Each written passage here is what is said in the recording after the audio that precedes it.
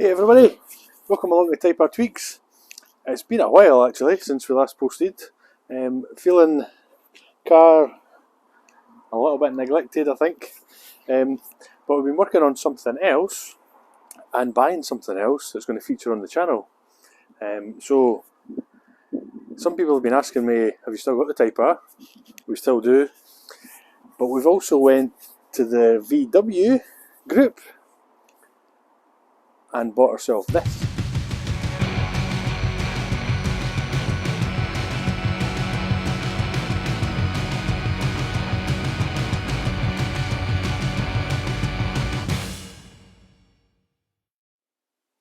So we got ourselves a trusty VW Crafter, which is essentially a Mercedes Sprinter van in disguise. It's a long wheelbase and it's a 2.5 litre diesel. And we bought it with a view to convert into sort of like a camper van. The previous owner had already done a good bit of work in it, and it was really just looking for us to, convert it to what we need it for our family and for the trips that we want to do. So this video is really just a little bit of showing you around, showing you what's here, and maybe if it gives you a bit of inspiration to, buy a van and do it up, or even make some changes based on what we've got here, then that's what it's all about. And if you've got any questions around the build, what's in it, what have we got, whether it's electrics and things like that, just drop me a message in the comments and I'll happily answer them. So let's go and have a little look round. So as we enter the van, this is the kind of, I suppose, living space. We've actually got the R&J swivel seats, so those two seats can spin round and give you that extra kind of living space. This sort of bench seat, this actually rolls out to make a double bed, so really handy, certainly if there's 3 or 4 of you travelling. You've got a kind of good 4-seater corner couch area, and then the double bed down here as well. So in this sort of living space, we've got these kind of overhead storage.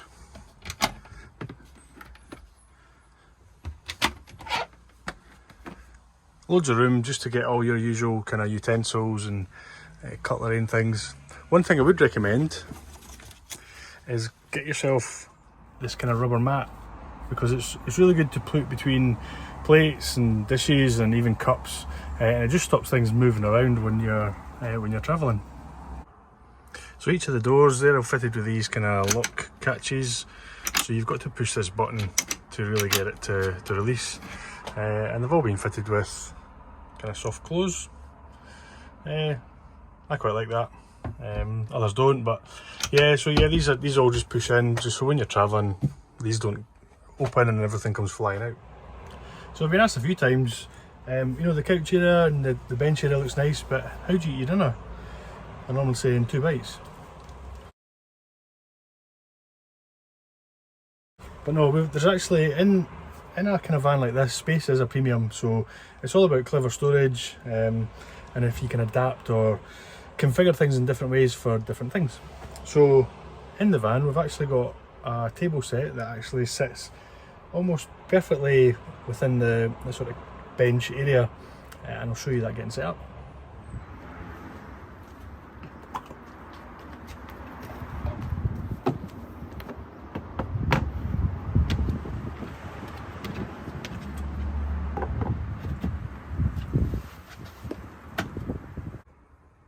So we've got a small sort of kitchen area.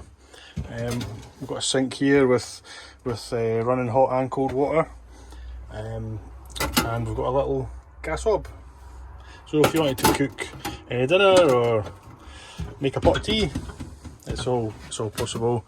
Got a little kind of microwave grill here. Really handy when you're out and about and need to cook something pretty quick. It's really handy as well. So to keep all your kind of food cold and things during your trip, we've got a 7 to 8 litre kind of camping boat fridge. Has a freezer box in here as well. That freezer box can actually come out, so giving you a larger capacity of the fridge. But you can easily fit sort of 2 litre bottles of juice or milk or beer. And again, this all runs off of the the leisure batteries, so you don't have to be plugged in to have that running. The best idea is, you know, obviously it uses more energy to heat the fridge, to cool the fridge initially, so it's always recommended to actually have it switched on when you're driving towards where it is you're going to go. Plus, if you've got food and things in there that are already chilled, that really helps. It's not using as much energy. But yeah, having that on when you're heading towards your destination, then it'll be nice and cool, and then the batteries are only then just topping it up using little energy, so it's not going to drain your batteries too much if you do it that way. A question normally people ask when, you know, we talk about taking the van and just going off grid is how or where do you go to the toilet, how do you shower, things like that. So luckily in the van we've got a toilet and a shower. So just through here is our toilet and shower. Let's turn the light on. So we've got these little kind of touch lights, so that's like a night light. But yeah, we've got our kind of toilet and shower area. The shower's actually in this kind of fold up sink. Again, running hot and cold water. And these, the shower actually attaches, you can attach here or up here for the shower area. And got a little shower curtain as well, just to keep all the water as much as we can in the shower basin. And just for when we're not using the shower, we've got a little shutter door there as well. So for entertainment wise, we've got a little Freeview TV here. There's also one in the back bedroom as well, which I'll show you in a little second. But both of these have, we've got a roof aerial, which just helps to kind of boost the signal to both the TVs. So if you're ever late at night, it's maybe raining outside, you're fed up with all the board games, you can stick a bit of TV on. Again, this all runs through our sort of 12 volt system, so really good, completely off grid, which is fantastic. So on the roof of the van, we've got one of these kind of flexible solar panels. You get different options. You get the kind of fixed panels, or you get these kind of flexible kind of sheets. Some people say that the actual fixed panels, they actually cause a lot of wind noise. I also think it might hurt it aerodynamically. Whether that makes a difference or not, I'm not sure. But yeah, so we've got a kind of flexible panel here, and you'll see over there, that's the TV aerial. Again, that's wired down into a controller and then fed to the TVs inside the van. We've also got a couple of sort of skylights. I'll show you them from the inside. That allows a little bit more natural light into the van. And they've both got kind of like a nightshade and also it's like a mosquito net, fly net, insect net on there as well. So you can have them open and have that closed, have that over, so that you're not letting any bugs or anything in, certainly during the night. So back in the van, these kind of skylights, just quite simple. They open up, and like I said earlier, we have these kind of insect nets that come across, or you also have kind of blackout. So it kind of makes the van nice and dark regardless of where you are, which is really handy. So similar to the skylights, we've got the same kind of functionality in terms of the blackout and the insect nets on the both side windows. So these just simply go down, or the actual blackout just slides up. So in terms of power, like we showed earlier, we've got the solar panel up there.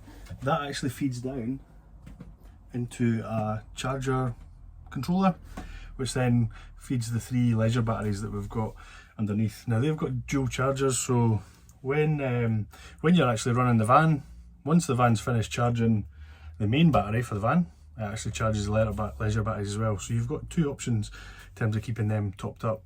We do have a little voltage gauge that you could see, so this kind of always shows what's going on with the batteries and where they're at.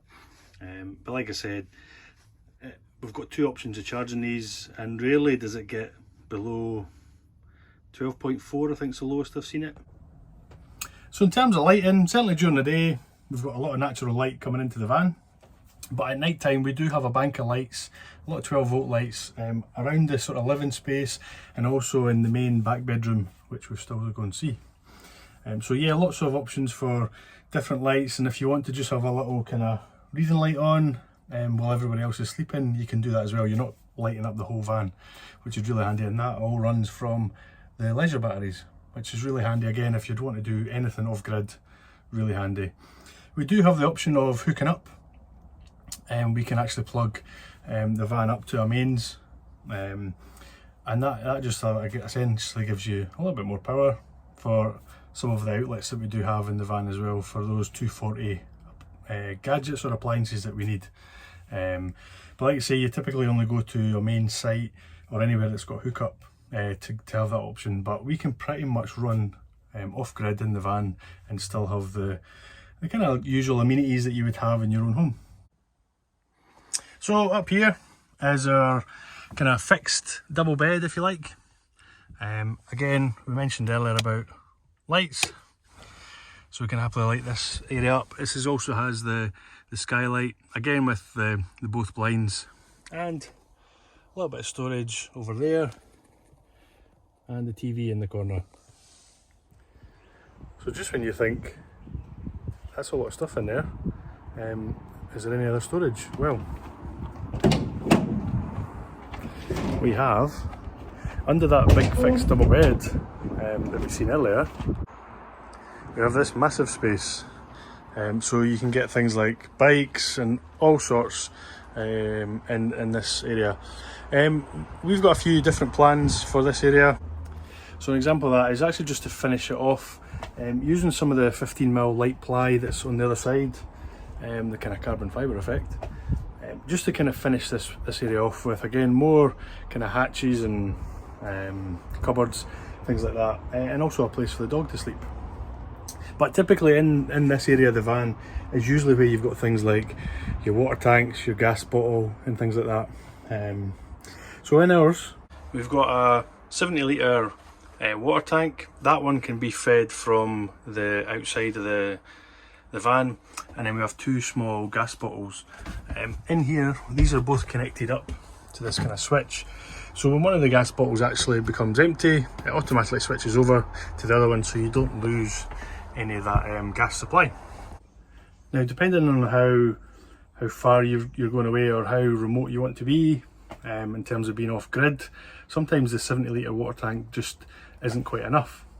So we've also got a 125 litre tank that actually feeds the 70 litre tank, and it's simply, it can be fed from this connector here. You can actually fill the 70 litre tank from the other side and it would make its way to this, but I prefer just to use that inlet into the 125 litre tank, which actually starts to fill up the 70 litre tank anyway. And we also have a water level check. So when any of the tanks are starting to, you push this button and it tells you what sort of levels you're at. Obviously we have the tanks empty at the moment. So we've also got our diesel, and this actually, it's a 10 litre diesel tank, and this actually feeds our diesel heater. So the diesel heater is actually controlled from this little control panel inside the van, just at the kind of kitchen area.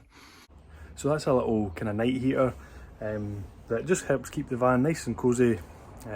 So despite the van being fully insulated right through the van, floor and the panels and the roof, it's nice just having that little bit of a night heater just to keep things toasty, certainly on those kind of cold winter mornings and evenings, and keeps everybody happy. So one thing I've not mentioned yet is we've got a hot and cold running shower, we've got a hot and cold running sink. So how do you get your hot water? Well, we have a Thermomate gas boiler in the back of the van. So as you can see from the various hoses coming off, this feeds both the shower and the sink, but it also feeds, as you see through here, this feeds an external shower. So if you're ever out and about, or if you've got sort of dogs, or you've maybe been down the beach and you kind of want to give yourself a little bit of a rinse down but don't want to take any of that muck or sand into the van, we've got that external shower.